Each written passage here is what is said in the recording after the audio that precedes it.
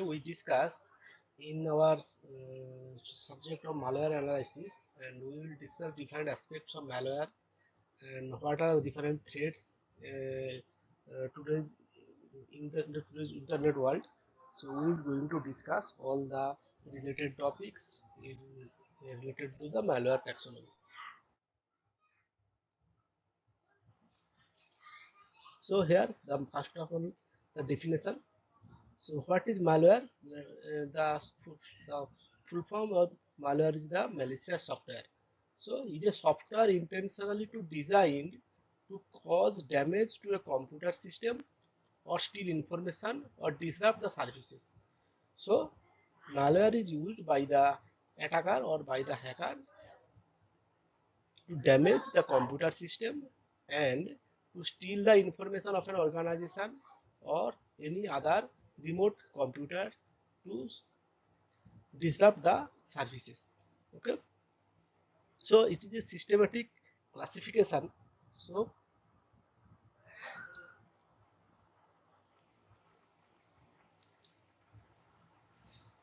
malware refers to the systematic classification and categorization of different types of malicious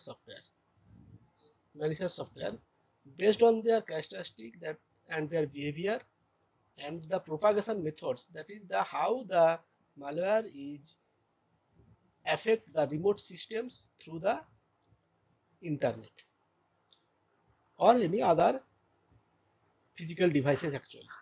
So based on their characteristic behavior, propagation method, goals and impact of target systems, and it also impact the target systems.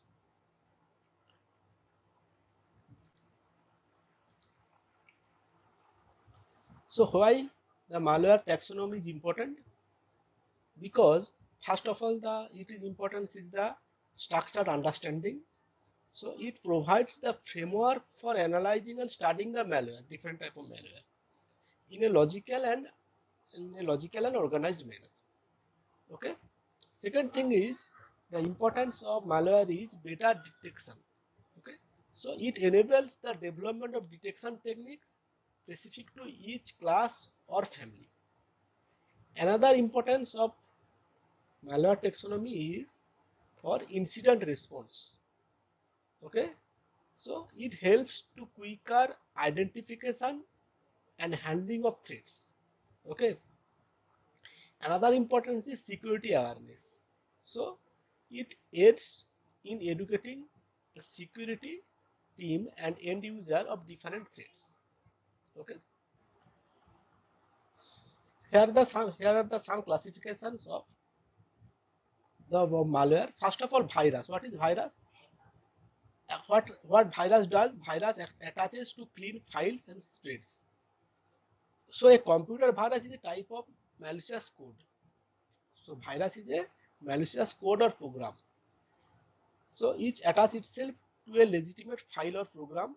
Whenever we download any file or transfer any file via USB device or any other physical board, virus is spread through that file. And this virus is spread when that file or program is executed. So it requires the user interaction. Second thing is worm.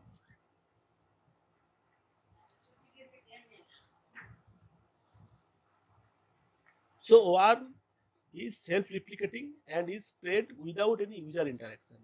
So user does not need to execute that program files like virus. Worm is self-replicating and it automatically creates a duplicate copy and it's spread through the internet and through the computer. So a computer worm is a self-replicating malware. We can say it is a self-replicating malware and it spreads automatically across network without requiring any host file or user action. So user does not need any action to activate this malware. Also, a worm carry a malicious payload through many just spread rapidly and it cause disruption over the computer system. Another type of malware is the Trojan horse, or sometimes it also only called Trojan. So Trojans, it looks like it is a legitimate software, but it's a type of malware. It is actually Trojan is a type of malware, and it disguised as a legitimate software or harmless software actually. That it actually tricks the user and force the user to install it. So once the Trojan horse malware is installed, it executed malicious actions such as stealing data, installing other malware, or giving attackers a remote access. So a attacker can access the computer from a remote location. So here the name suggests Trojan horse comes from the ancient Greek mythology, where Greeks used to a wooden horse to trick and invade the Troy. So there is a historic background of this name. Okay.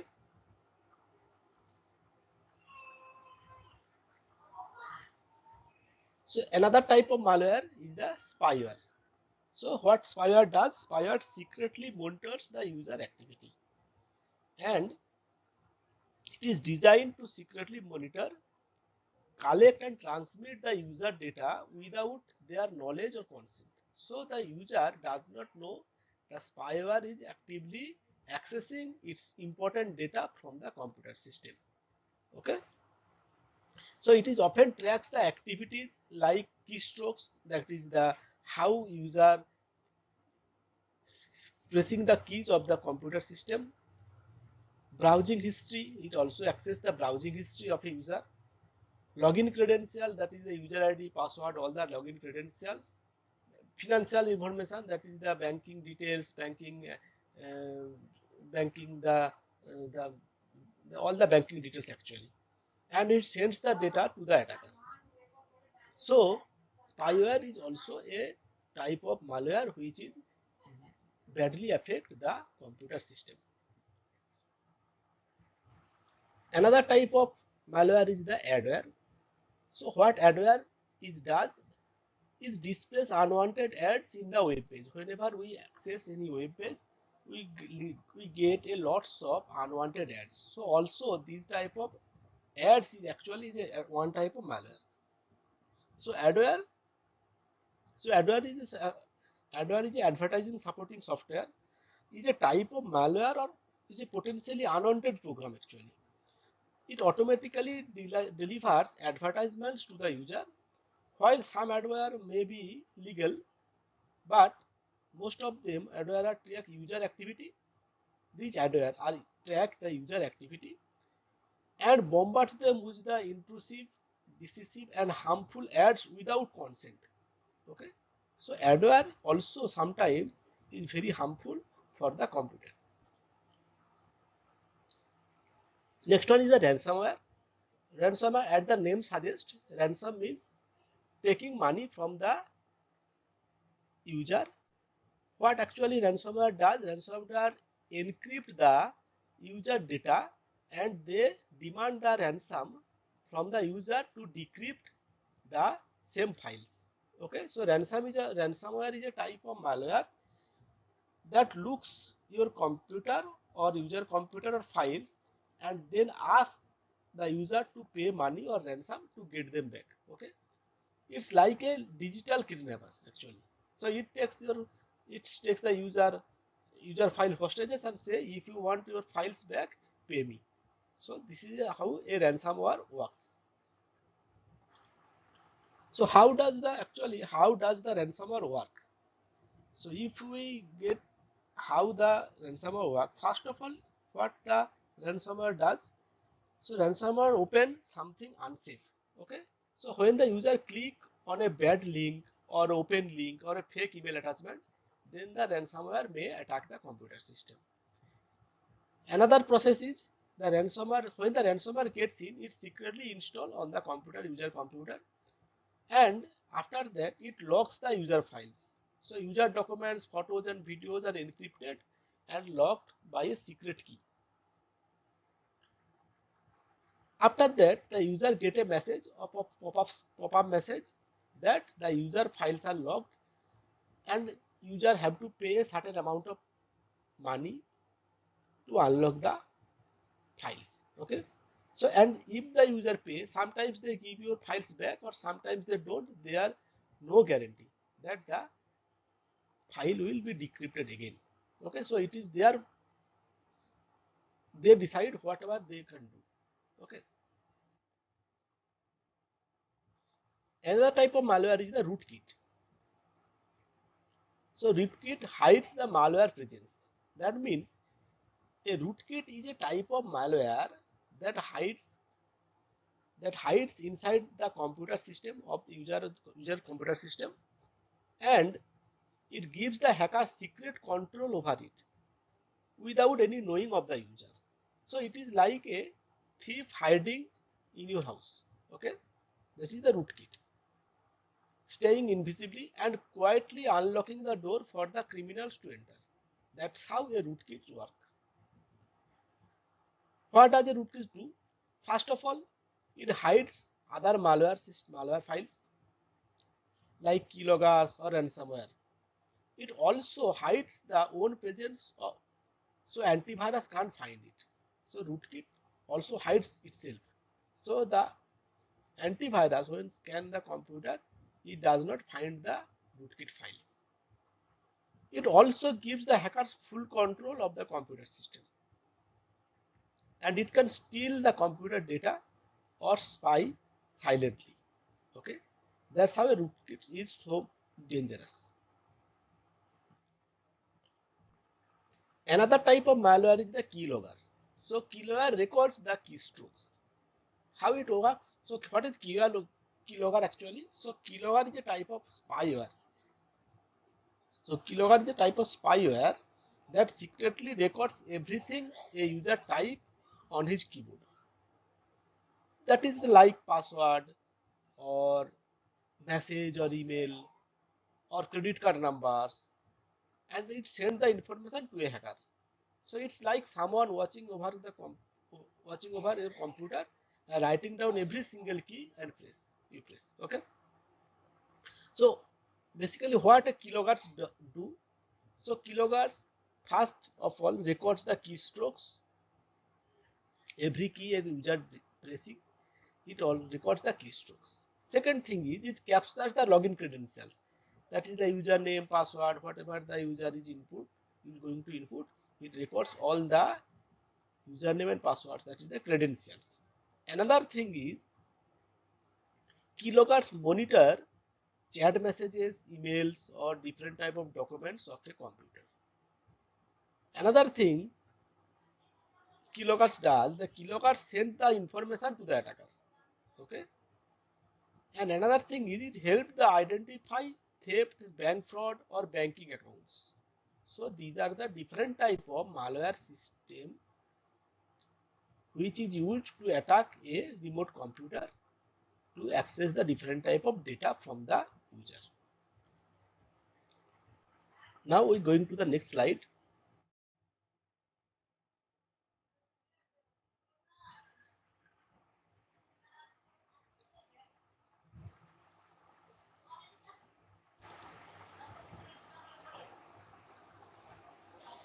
Now we're going to define different type of malware by their infection mechanism. Okay.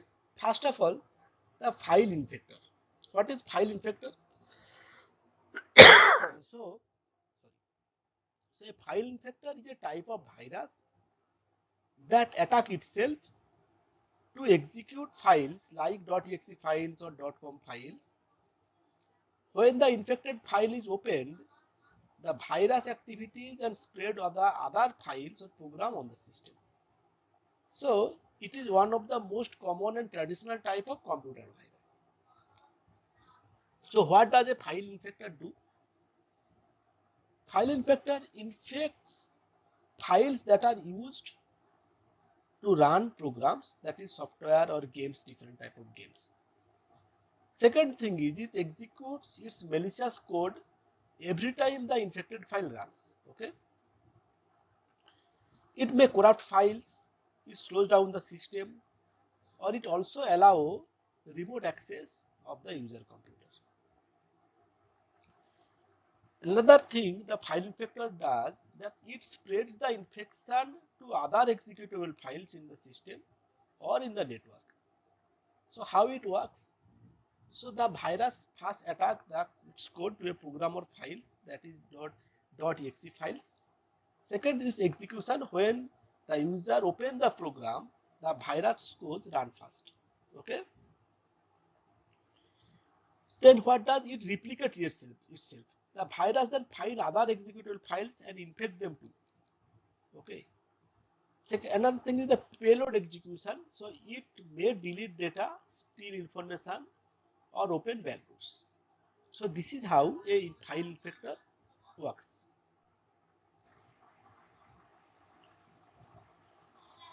Another type of infection mechanism is the boot sector infector. So what is this? So a boot sector infector is a type of virus that infects the boot sector of a storage device, like the hard drive or SSD or USB files or USB drive. The boot sector is a tiny but critical part of the disk that helps the computer start or boot properly. The virus loads before the operating system, giving it control and making it very hard to detect and remove. So why bootstrap is so dangerous? Okay. First of all, it runs before the antivirus software can start. This is a very worry thing. That is, it runs before the antivirus software can start. Also, it can hide deep into the system. Also, it may stop the computer from booting. Also, it can spread the other storage devices used in the system. This is the boot sector infector, so it is so dangerous. Another thing is macrovirus. So a macrovirus is a type of virus. It is written in a macro programming language like VBA, the Visual Basic or applications.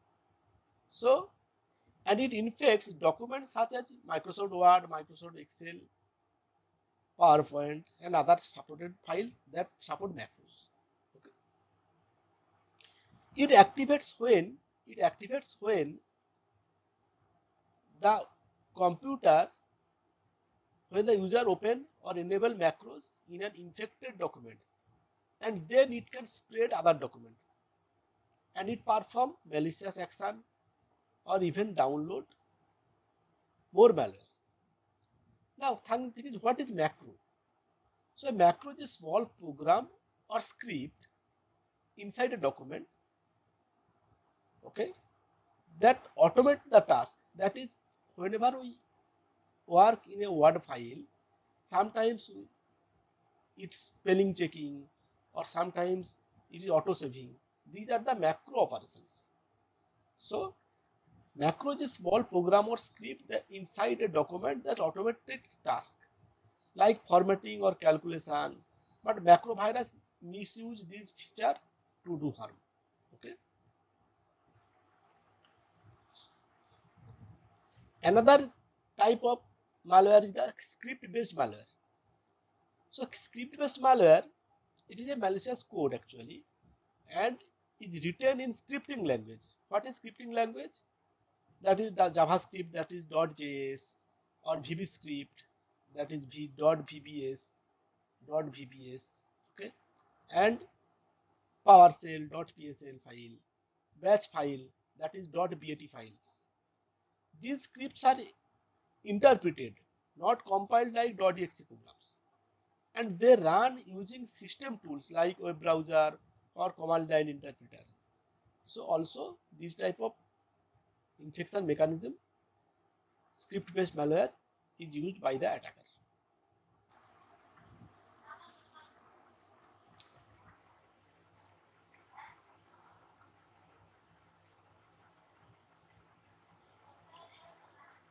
So by target platform, first of all Windows, so and Linux and Android operating systems or iOS. So malware can be categorized based on the operating system or platform it is designed to attack. Each platform has different security models. Windows have different security model, Linux, Android, iOS, all of these have different security models. So malware creators design their code specifically for Windows or Linux or Android or iOS or other environments. So if we discuss the Windows malware, what is it? So Windows malware written specifically for Microsoft Windows OS. The most common type of malware because Windows is widely used in desktop and laptop. So Windows malware is the most commonly used by the attackers. What is the common features? .exe, .dll, .fail files, user registry edits, startup scripts, all these. Linux malware. What is Linux malware? Malware developed to attack the Linux system, that is server or desktop or IoT devices. What are the common features that often written as shell script or ELF binaries? It exploits weak permissions or misconfiguration of the services. Also, it targets the web browser, cloud server, or IoT devices which uses the Linux. Another thing is Android or iOS. So malware created for devices running in the Android operating system, basically in mobile phones or tablets. And it spreads via fake apps or third-party store, SMS or malicious ads. It can steal data, monitors, call, track location or log the devices.